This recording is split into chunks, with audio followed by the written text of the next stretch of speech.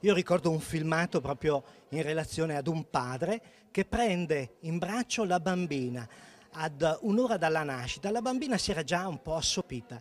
Il papà la prende in braccio e comincia a dirgli: bambina mia, apri gli occhi, sono tuo papà, apri gli occhi.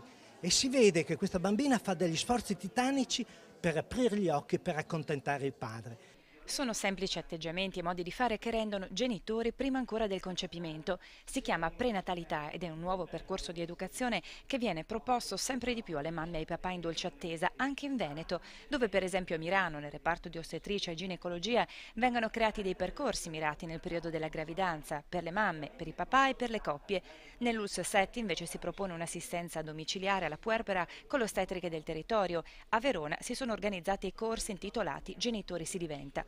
Un nuovo approccio dunque alla gravidanza che guarda il bambino prima di tutto come soggetto che può beneficiare già dalla sesta settimana di vita intrauterina dell'amore dei genitori, ed è proprio in questo periodo che sembra formarsi anche la personalità e lo stile di vita del futuro bambino. Un ruolo importante in questo cammino lo svolge il padre. Il figlio non è figlio solo della madre, è figlio di entrambi i genitori, del padre e della madre. E proprio il padre e la madre insieme possono crescere il figlio nel migliore dei modi. Lavorando dunque sulla crescita del bambino fin da quando è in pancia, si va a lavorare anche sulla coppia, sulla famiglia e di conseguenza anche sui rapporti della società, di cui un'attenzione particolare della Regione Veneto, sempre attenta alla famiglia nel suo sviluppo e nel suo equilibrio.